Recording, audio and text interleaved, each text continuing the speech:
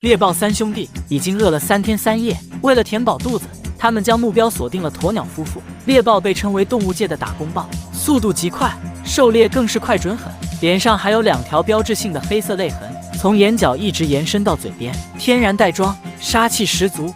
今天他们不是奔着羚羊去的，而是悄悄盯上了远处的2只鸵鸟。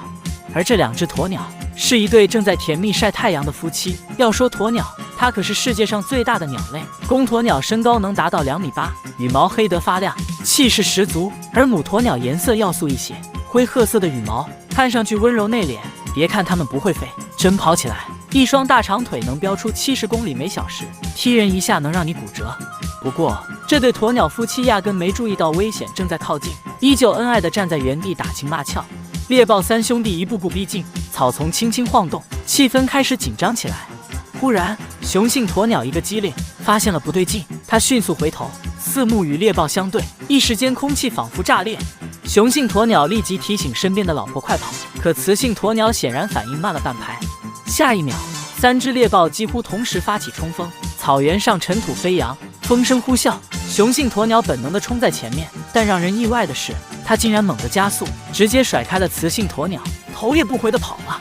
这一幕让人心头一紧，说好的同甘共苦，怎么转眼就撇下老婆单飞了？雌性鸵鸟慌了神，脚步乱了节奏，还没跑出几米，就被追上来的猎豹牢牢扑倒在地。一个猎豹死死压住翅膀，另2个张口就咬，动作利落又残忍。雌性鸵鸟对上1只猎豹都费劲，现在是1打3，毫无还手之力。尽管它拼命挣扎，用粗壮的腿反抗、踢打，但根本摆脱不了命运的束缚。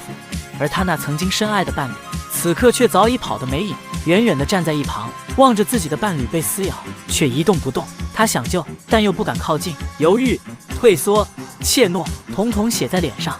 雌性鸵鸟眼中那一瞬的绝望，似乎比猎豹的利爪还要刺痛。